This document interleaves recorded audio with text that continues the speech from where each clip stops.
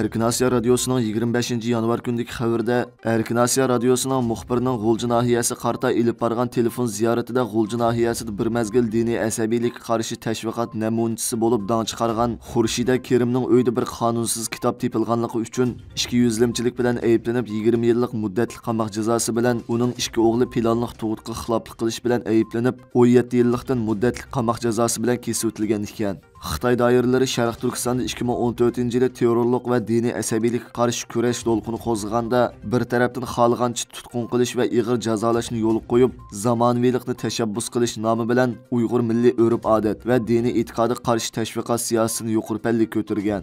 Bu mezgillarda zo'r bir turkum diniy va milliy nashr buyumlari yig'ilinish va ko'ydirilish bilan birlikda materiallardagi mazmunlar tashviqot namunachilarining jarangliq nutqlari orqali rad qilingan, tanqid qilingan va hatto masxir qilingan.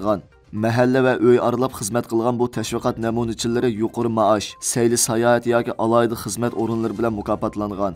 Muxbirning aniqlashlaridan ma'lum bo'lishicha, ana shu chog'da dang chiqarganlardan biri G'ulji nahiyasining Qaryag'ach yezza Qaryag'ach kentining a'zosi Xurshida Kerim. 2017-yili cho'ng tutqun boshlanganda ayni chog'dagi shon-sharaflari birdan g'oyib bo'lgan va o'zi tanqid qilgan kishilar qatorida beshi qora xalta kiydirilib, lagerga ilib ketilgan.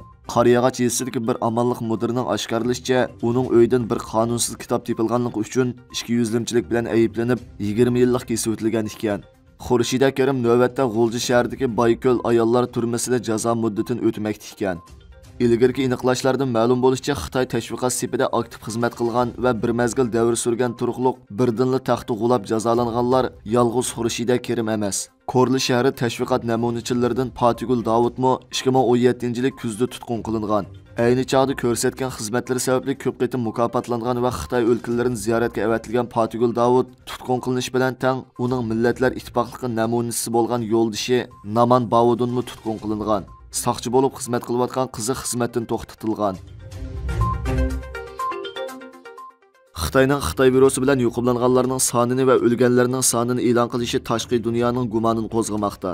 25 yanvar kuni Jiangsu'dagi davolash sohasidagi bir kishining oshkorlashicha, davolash sistemasi va xalq ishlari tarmoqlarining ichki sonliq ma'lumotlariga qaraganda, bultur dekabr oyining 5-dan boshlab Xitoyning har qaysi joylaridagi o'lganlarning nopusini o'chirish soni 3 dan 5 hassa ko'payganligini, ikkinchi va uchinchi darajalik shaharlarda texmi ko'p oshganligini, tövənliklərinin davalash sharoitining nacharligi, doktorxonada 70 mingdan ortiq odamning o'lganligini e'lon qilganligini ta'kidlab, doktorxona sirtida o'lganlarning sonini tilga olmaganligini bildirgan. BBC torining 25 yanvar kuni e'lon qilgan xabariga asosan, Xitoy yezilaridagi Xitoy virusini o'lganlarning sonining haddidan ziyoda ko'payib, jasad sanduqi yasaydigan korxonalar nihoyatda aldirash bo'lib ketgan ekan. O'tgan yil dekabr oyidan boshlab Xitoydagi Xitoy virusi yuqumi shiddat bilan ko'payib, 80% nopusning yuqumlanganligi, har haftada 13 mingdan ortiq odamning o'layotganligi, bularning ko'pintisining qirlar ekanligi ma'lum bo'lgan edi. Chunki Xitoy planliq tug'ish siyosatini yo'l qo'ygan 40 yildan buyon Xitoy nopusining qirilish nisbatini o'rlab mangan bo'lib, bu qitim Xitoy virusi yuqumidan o'lganlar ichida qirlar eng ko'p nisbatni egallagan ekan. Xabarda ko'rsatilishicha, Xitoy yezilarida davolash uskunlari intayin kamchil bo'lib, doktorxonada o'lganlardan boshqa uyda o'lganlarmi ko'p ekanligini, bu o'lganlarning soni hukumatning rasmiy statistikasiga kirgizilmaydiganligini bildirgan. Xitoy yezilarida fuqarolar jasad sanduq tepib qirlarni ko'mish bilan aldirash bo'lib ketganda, Sharq Turkiston yezilarida majburiy Xitoyning Chag'an bayramini tabriklash to'lqini ko'tarilgan. Tangirtog' torining suratli xabarlari va ijtimoiy taratqularga qaraganda, Sharq Turkistonning yezi qishloqlarida Xitoyning yangir usuli va shir usuli o'ynab Chag'anni tabriklagan. Yezilarga tushgan elni mohil qilish tashviqot atritining boshliqlari Xitoy madaniyatini ommaning qalbiga singdirishning nihoyat muvaffaqiyatli bo'layotganligini bildirgan. 24 yanvar kuni Ispaniyadagi Qo'g'dovchi nomli kishilik huquq tashkiloti to'ri doklad e'lon qilib, Xitoyning chet eldan jinoyatchi o'tkazib olish huquqini 4 davlatga kengaytganligini ma'lum qilgan. Berilgan uchurlardan qaraganda 2022-yil 30 dekabr kuni Xitoy hukumatı Gonko, Keniya, Urugvay, Armeniya qatorliq davlatlar bilan o'zaro jinoyatchi o'tkazib berish kelishimi imzolagan ekan. Bugungi kunda Xitoy jami 45 davlat bilan jinoyatchilarni o'zaro o'tkazib berish kelishimi imzolagan bo'lib, 14 davlat Xitoy bilan kelishim tuzishga qo'shilgan bo'lib, rasmiyatlarni puttirish oldida ekan. Yevropada bo'lsa, Gretsiya bilan Turkiya texnik Xitoyga jinoyatchilarni o'tkazib berish kelishimini imzolamagan ekan. Tahlil qilinishicha, Turkiya Uyg'urlarni Xitoy qaytirsa, ularning ziyonkashlikka uchrashidan ansirganligi uchun bu kelishimga qo'l qo'ymagan. Uningdan boshqa Avstraliya xeyli burunla Xitoy bilan jinoyatchilarni o'tkazib beradigan bir shartnoma imzolagan bo'lsa-mu, oradan bir necha yil o'tganda uni tasdiqlash ishini to'xtatib qo'ygan. Latin Amerikasidagi davlatlarmi Xitoy bilan tuzilgan kelishimni tasdiqlamagan ekan. Doklad ko'rsatilishicha, bu qitim Xitoy bilan tuzgan kelishimga qo'l qo'yganlar asosan Afrika davlatlari bo'lib, boshqa davlatlar kelishim tuzishga qo'shilmagan bo'lsa-mu, uni tasdiqlashni orqaga surgan yoki to'xtatib qo'ygan. Buningdan Xitoyning boshqa davlatlar bilan jinoyatchilarni o'zaro o'tkazib berish hamkorligida bargancha ig'ir to'sqinlikqa uchrayotganligini ko'rib olg'ili bo'ladi.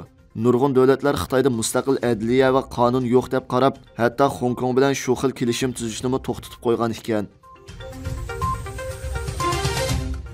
Xitoy Tayvanga va xalqaro bo'shliqni bostirish tahdidini kuchaytirayotgan bir mezgilda 15 yanvar kuni Amerika parlament a'zosi Definni 18 parlament a'zolari bilan bir qarorni o'ttirib qo'yib, Amerikani bir Xitoy siyosatini oxirlashtirishga va Tayvanning mustaqilligini rasmiy e'tirof qilishga chaqiriq qilib, Amerika bilan Tayvanning rasmiy diplomatik munosabatni asliga keltirish kerakligini o'ttirib qo'ygan.